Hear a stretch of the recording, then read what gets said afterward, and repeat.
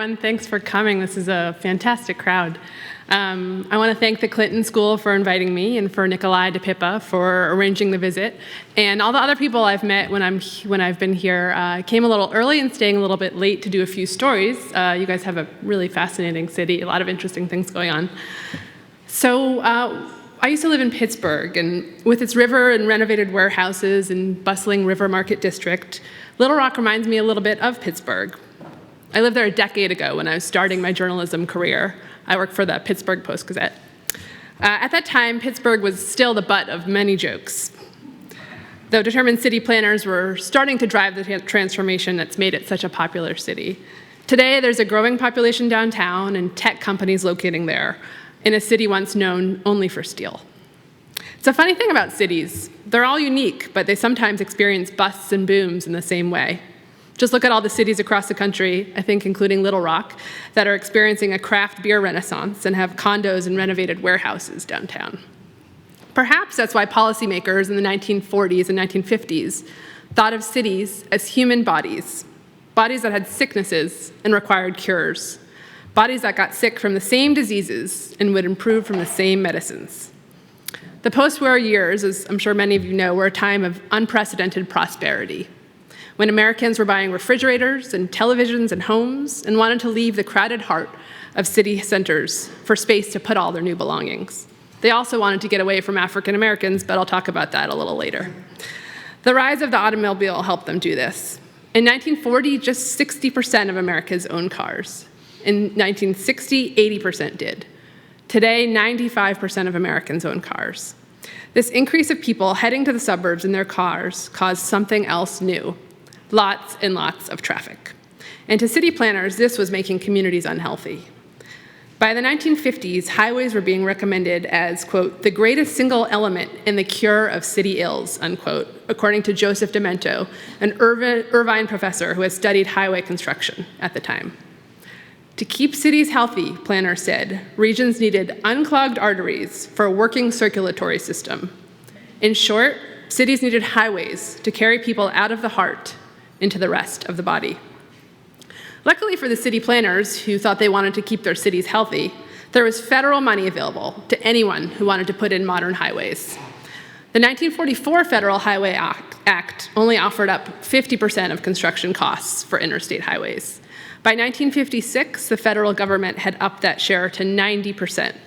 So if you're a city planner in the 1950s, you can put in roads from your city to the fast-growing suburbs for almost no cost at all. Of course, there were people who couldn't move to the suburbs.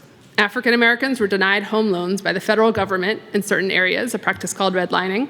Restrictive covenants prevented homeowners from selling to certain types of people, often including African Americans. And they were also denied jobs and other opportunities that would have allowed them to buy a home in the first place.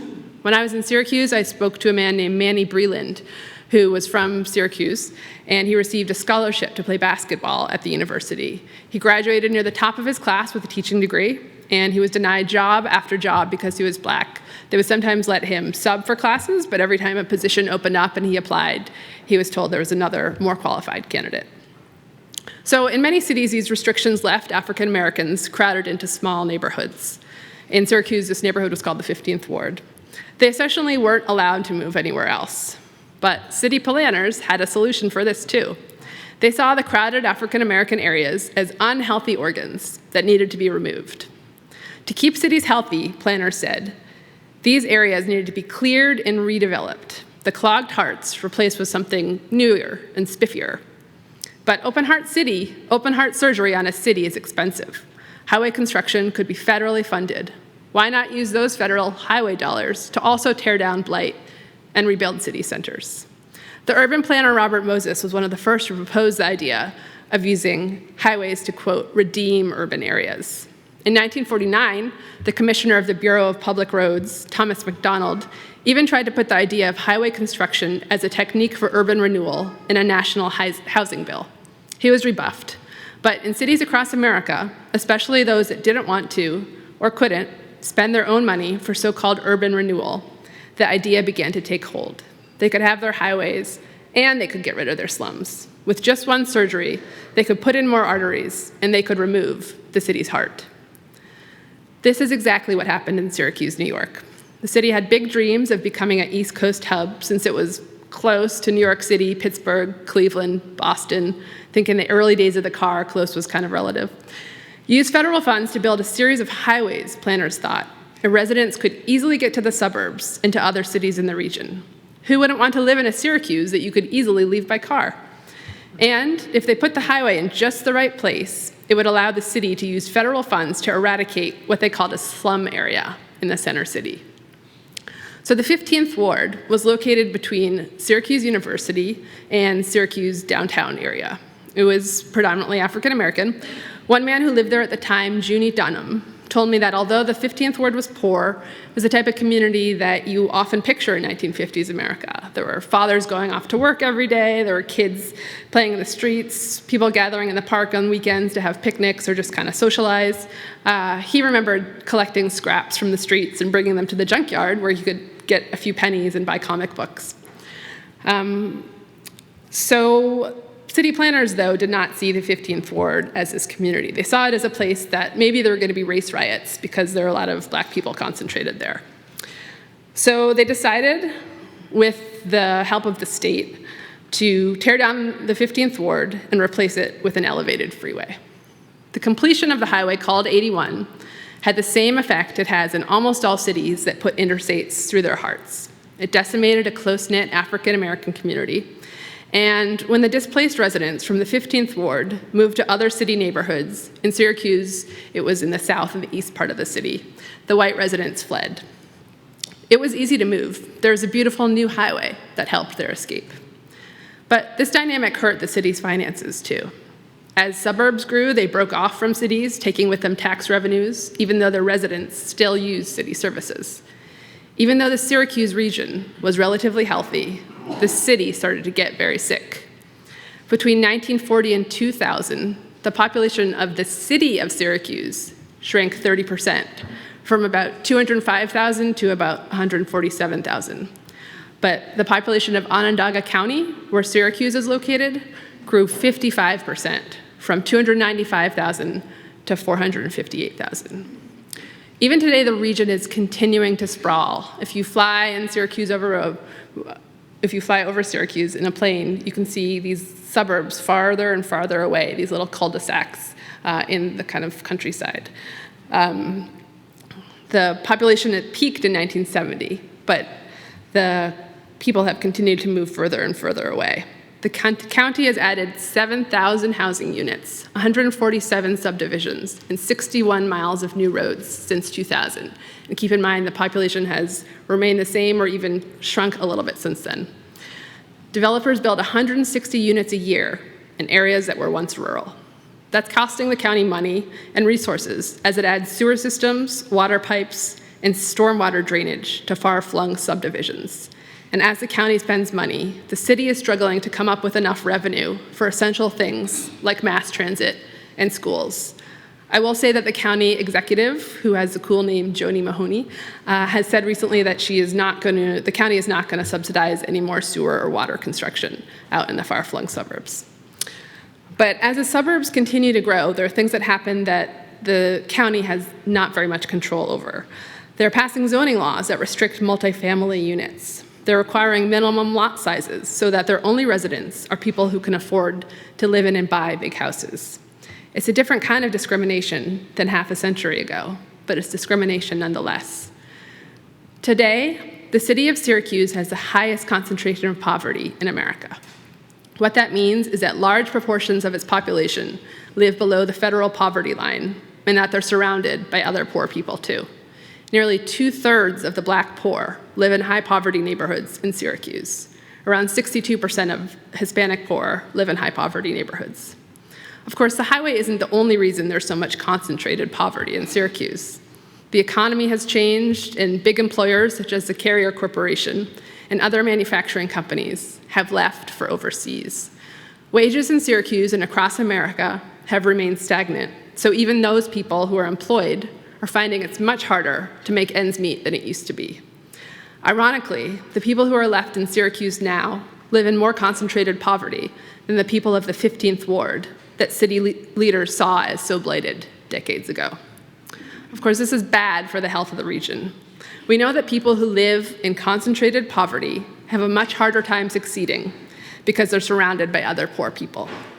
The economist Raj Chetty made this very clear in a series of papers he's published in the last 2 years through the Equality of Opportunity Project. He found that neighborhoods matter, and that a low-income child who is born in certain low-income neighborhoods has a much smaller shot of achieving upward mobility than a low-income child born into a better neighborhood. Now, there are programs that move poor families from areas of concentrated poverty to wealthy suburbs. I've written about some of them.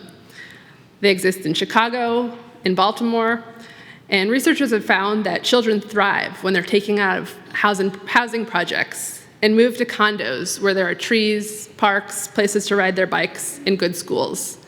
But it's not realistic to move every family to a different neighborhood. And besides, many people wouldn't want to move. What does work, though, is bringing together cities so that poverty isn't so concentrated, so that the rich can't just leave or wall themselves off from the poor, so that the poor aren't trapped in areas of concentrated poverty, what people used to call slums. In the last decade, Americans' ideas of where they want to live have been changing. Young professionals and baby boomers are moving back to inner cities, fueled by the desire to live somewhere walkable, near restaurants, bars, offices, where they don't need to have cars. A freeway passing through the heart of a city does not jive very well with the urban renaissance. After all, walkable cities where people want to live probably don't also have noisy highways that create physical and psychological rifts that are extremely difficult to bridge. In some cities, planners have decided to help their urban renaissances and tear down the freeways that had seemed like a good idea in the 1950s. Boston, where I'm from, tore down its central artery in the famous Big Dig, turning a waterfront area of the city that had long been clogged with traffic into a popular park and walking area. Milwaukee demolished the Park East Freeway in 1999, and urban development has blossomed in the neighborhoods created by the highway's removal. Manpower Corporation moved its headquarters to the area in Milwaukee, and the average assessed land value there grew 45%. The economically depressed town of New Haven is in the midst of a project called Downtown Crossing, which has removed parts of Route 34 and is creating a business district in an area of town that was once bisected by freeways. And in Syracuse, even some people want to tear down I-81. Like many highways built in the 1950s, I-81 is reaching the end of its useful life, according to engineers. It isn't wide enough to meet current highway standards, and parts of it are literally falling off. Some urban planners want to tear it down to create an urban boulevard. For more than half a century, the road has divided the city, they say. It's time to knit the city back together again. Of course, some cities are taking the opposite approach. The Alabama Highway Department is seeking to widen parts of a highway that bisects Birmingham, Alabama, though the proposal faces a lot of opposition from business leaders and actually the Chamber of Commerce. The Florida Highway Department declined to tear down a highway in Miami called the Overton Expressway. And here in Little Rock, well, I think you all know what is proposed in Little Rock.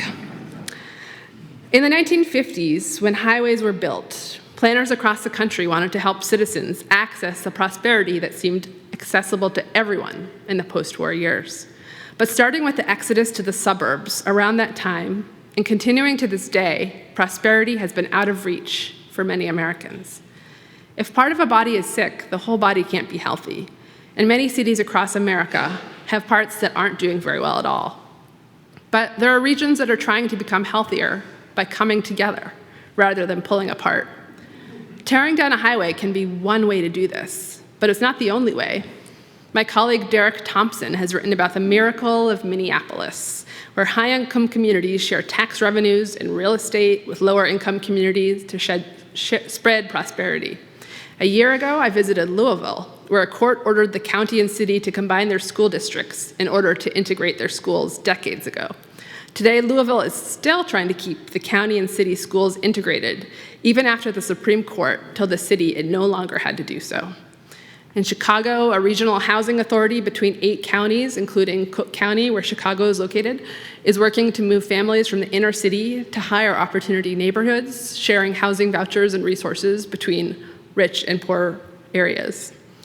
And some cities use inclusive zoning, in which all new construction must include a certain percentage of housing for low-income residents, which means that the wealthy can't separate themselves from the poor. These cities have tried to tear down barriers that prevent all of their residents from reaching their full opportunity. Sometimes these barriers are highways. Sometimes they're something else entirely. Tearing down a highway isn't the only way to make a city healthy again, but building a new one or expanding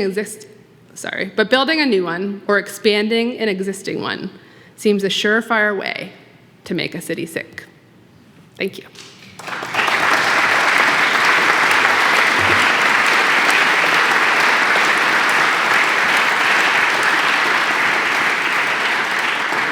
And I'm sure you guys all have a lot of questions about Syracuse and here. So if you have a question, please raise your hand, and we'll call on you. Yes, sir, right here.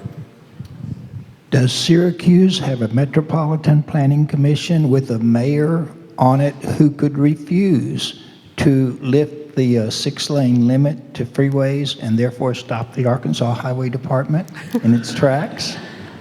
Well, Syracuse not being in Arkansas, I don't think it has that.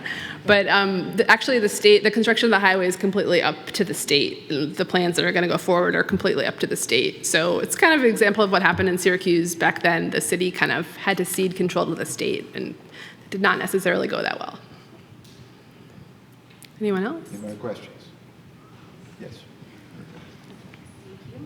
Thank you so much for coming. This is obviously an important topic to a lot of people. I'm just curious if you could speak to the successes that we're seeing in some of the communities that stopped the expansion of highways or tore them down, and really what was the key. So were there key strategies, best practices that we could learn from, that we could implement here in Little Rock to help us do the same thing? In terms of cities that were able to stop expansion. I mean, I think community involvement is obviously a really big piece of this, and I think that's something that they did not have in Syracuse. I think the city leaders just really weren't paying attention, and I think the people who lived in the city either weren't paying attention or really did want the highway to go in. I mean, even today in Syracuse, you have a strong group of people who want to, quote, save 81. They want to not only keep the highway, they want to expand it because they live in the suburbs and they want to be able to get to the suburbs more easily. They say companies will leave.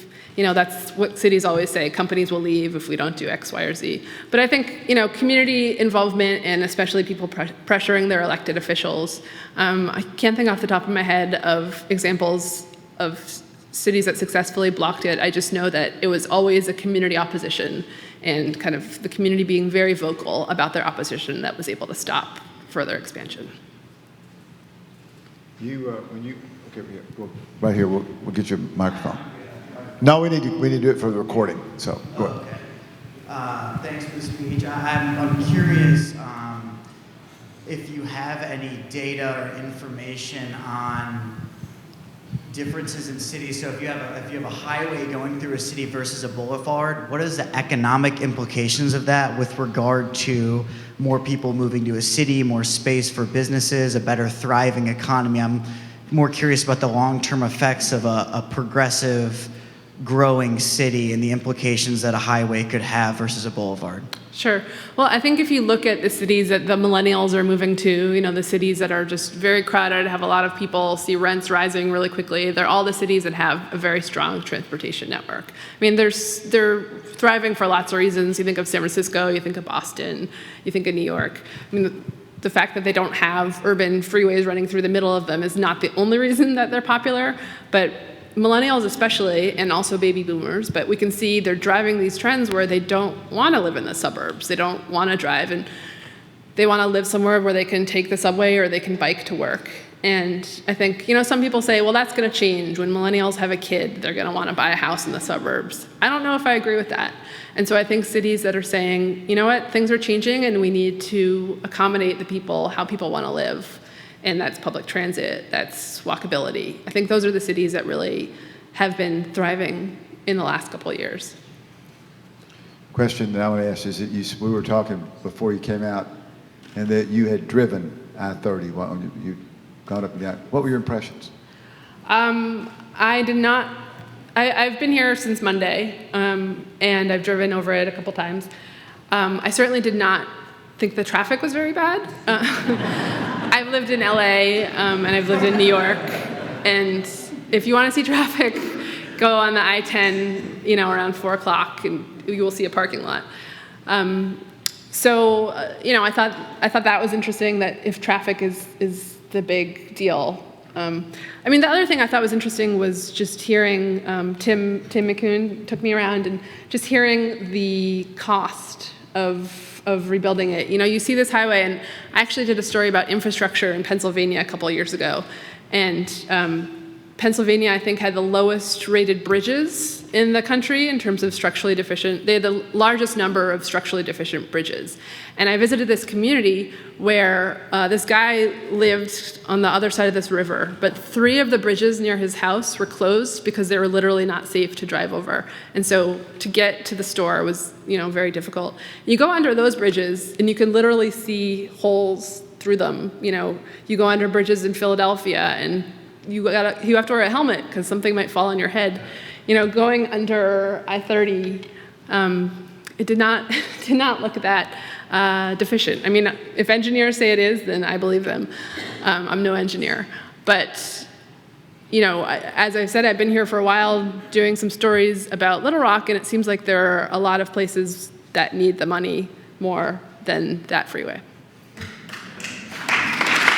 Yes, right ahead. Yeah, it's coming right at you. My name is Paul Dodds. I live in the Central High neighborhood, and just have a question. You talk about citizen initiatives. I'm wondering, where have cities been able to have more inclusive citizen initiatives? I see we're an overwhelmingly white group of people in a city which is 40% black, where a lot of the people who are affected by the dynamic you've discussed are African American and lower income. Where have cities been able to succeed in having a more inclusive discussion? Well, you should check out my story. I visited the city of Vallejo, which is in California, and it's one of the most diverse cities in the country. I think it's maybe 30% Latino, 15% African American, 20% Asian. There are a lot of Filipino people that live there, and then the rest white. And their community decided to do participatory budgeting. I don't know if you guys know about participatory budgeting, but the city basically sets aside a certain amount of money, and they say anyone who wants to be involved can decide what we do with this money.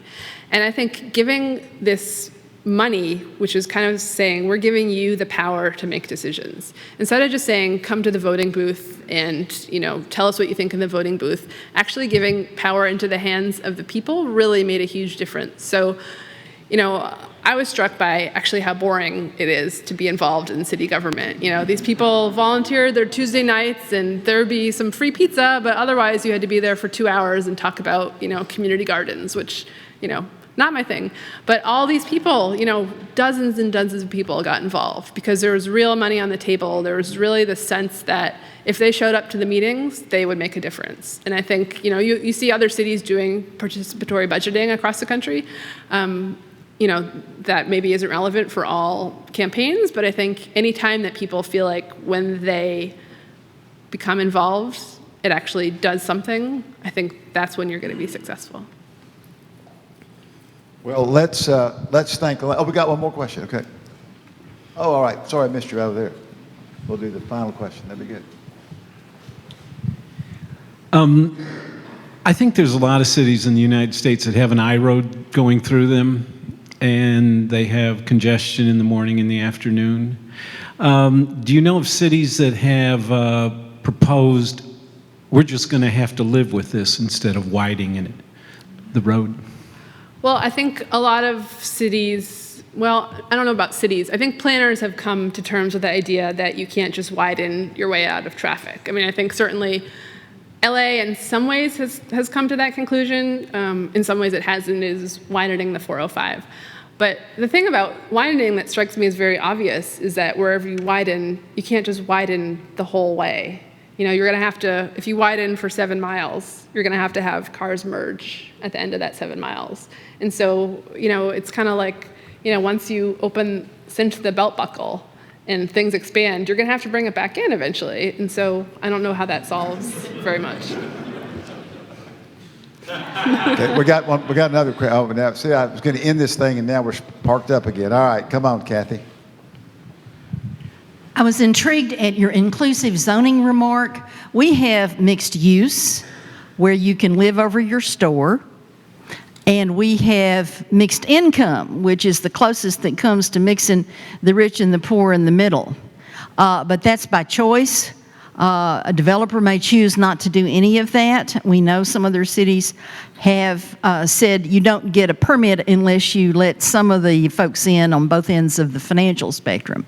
So please talk to us about that and what seems to be the model out there. Yeah, that's a great question. There are lots of really wonderful inclusionary zoning.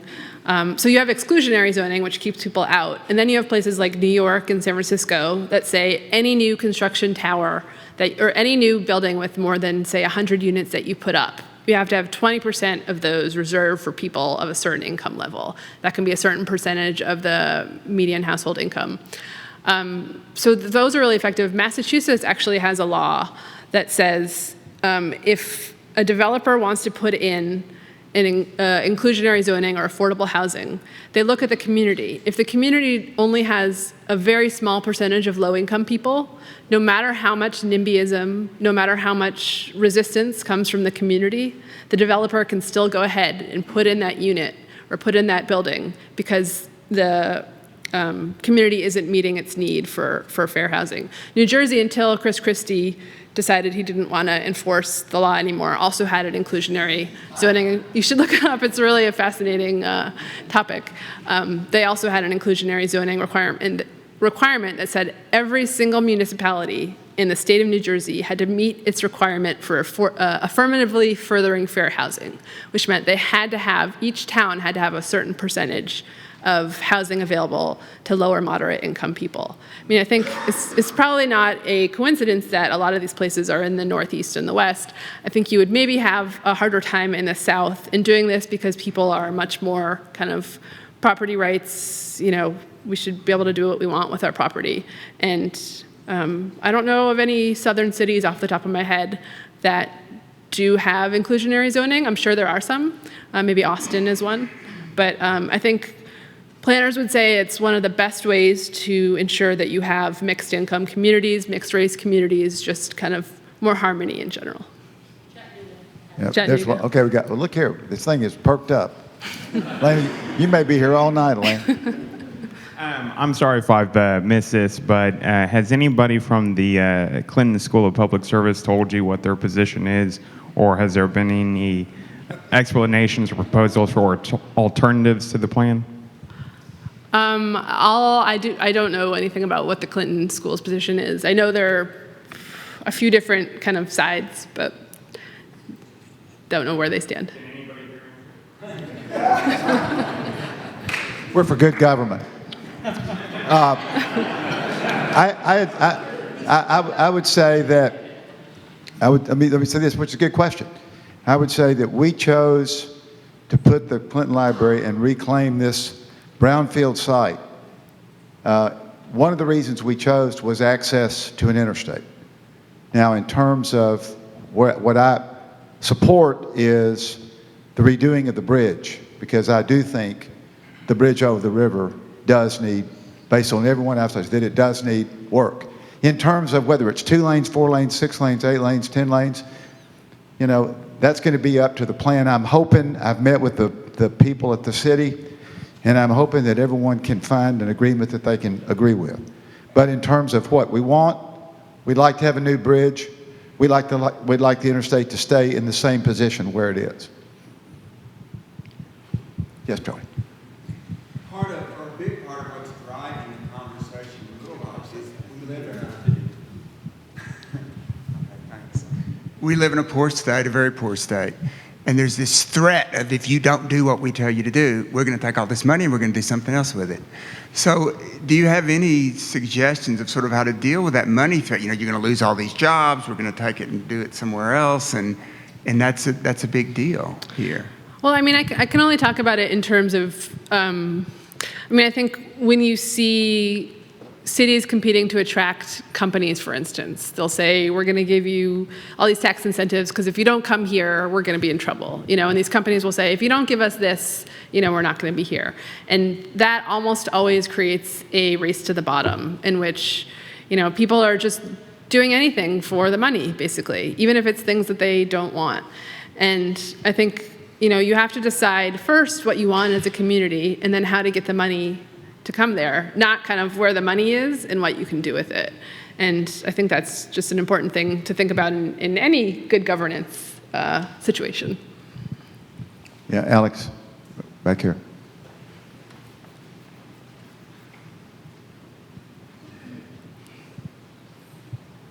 Hi, my name is Alex Lannis. I'm a student here at the Clinton School, and I'm staunchly opposed to the widening of the highway. I kind of butt heads with Dean Rutherford on this issue. And as a person that is against the expansion of the highway for all the issues that you said and then some, what do you suggest our next steps be? I mean, it looks like you guys have a pretty good group of people who, you know, are interested in community fairs and especially in this topic and are willing to come out for it. I mean, I think there's already an alternative proposal out there, which is always a good idea to get people behind, you know, an alternative instead of just saying, no, we don't want this, to suggest something else. I think just really community participation is huge. I mean, show up to the meetings, write your representatives, make sure they know where you stand, and not only where you stand, but how many people stand where you stand. You know, make sure it's not, that they don't just think it's a few kind of urban planner or, you know, new urbanism types, that it's really a lot of people who feel like this is the wrong thing to do, and here's why. Yes, sir. Over here, another question. I'm sorry. Well, you can go right here, Bob. I think he had his hand up. Yeah. I thought I heard you say that in Birmingham, the Chamber of Commerce opposes a widening. Yes. And if that's true, and since our Little Rock Chamber of Commerce supports the widening here, I'm wondering if we might do one of Donald Trump's deals and trade Little Rock's Chamber of Commerce along with maybe 6 or 8 first-round draft choices to be named later for the Birmingham Chamber of Commerce. Well, I hope I didn't speak wrong. I'm pretty sure that is. I know certainly business groups oppose the widening.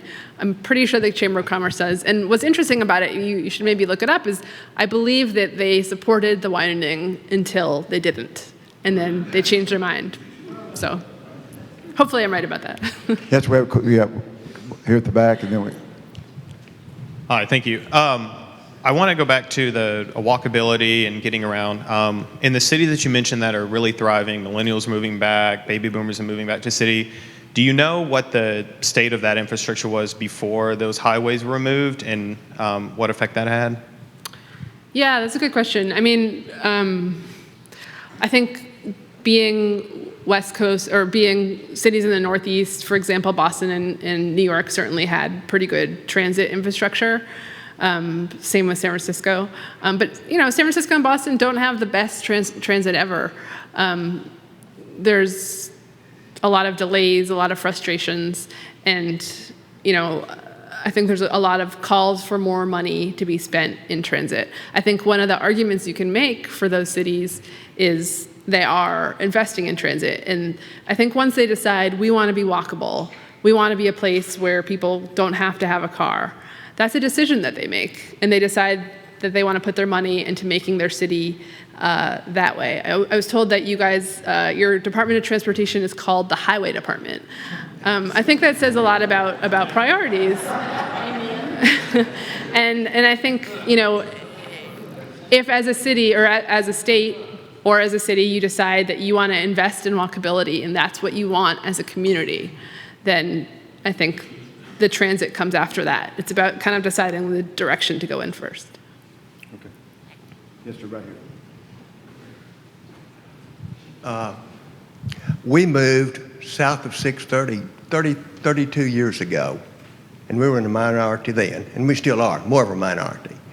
But I think our biggest problem is not highways, it's religion. Fundamentalists have been fighting mixing since '57. It's ridiculous. I've suggested before that if we paid people to move from Lone Oak and Cabot and Benton and Bryant back to Little Rock, it would be cheaper than redoing this highway. Now that bridge, the bridge is structurally deficient and it's inadequate for barges to pass through. It's got to be redone, which means moving. A new bridge has got to be rebuilt before the old one's torn down. We're going to have a new freeway there, for a portion at least. But we expand the highway. It's not just people, the poorer folks are not quite as prosperous folks who move to outlying counties. But the people that can afford it move to West Little Rock. So we're expanding our highways right now out where they're destroying forest. But I really think our religious leaders need to get right.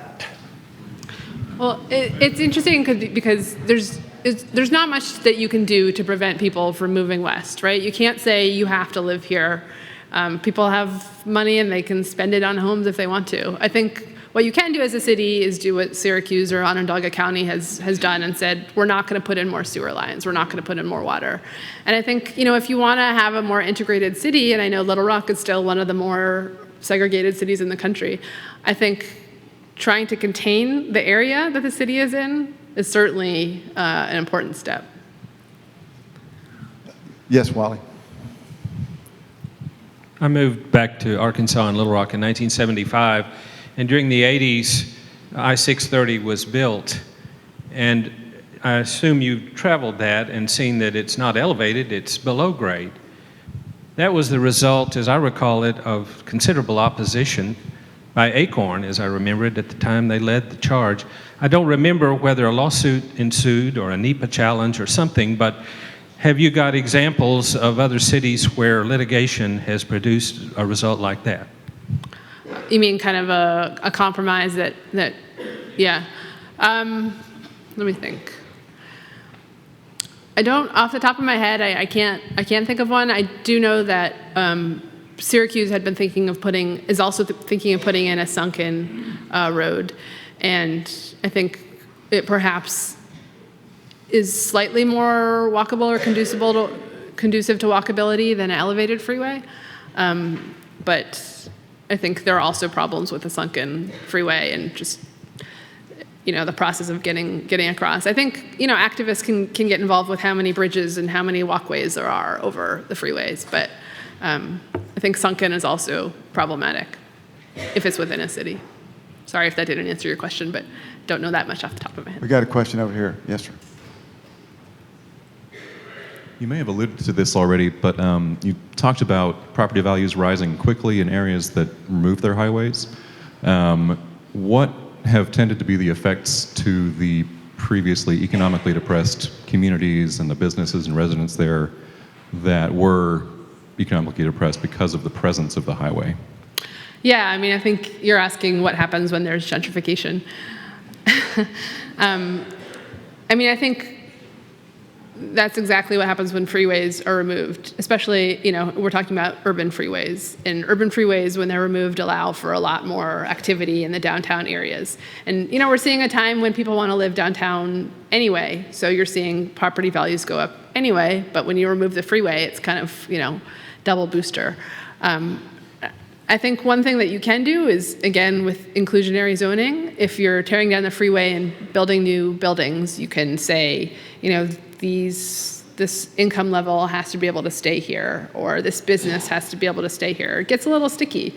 But I think if you are aware of the fact that once you remove a freeway and property values may go up and this could drive people out, and you're conscious about it when you're planning what to do with the land after the freeway, I think that's certainly an important step. Okay, yes, sir. Here's a question right here. This is kind of a dream question about inner cities, but the donut cities that we've become. Has anybody tried charging tolls for people to come into town? charge a toll if the road that we would have into the center. You know, we were talking about the library. It would be a 50-yard tunnel to get from Little Rock to here, and I don't know how many women in here would want to walk under a 50-yard tunnel anytime, well, anytime, but certainly after dark. But I'm just wondering, if, you know, there are a lot of ways to get into the city besides coming down Interstate 30. I drive it all the time, and the other interstate intersections, it's no more busy than the others. It doesn't need to have 10 lanes, except between, you know, 4 and 6, or between 7 and 9 in the morning. Yeah.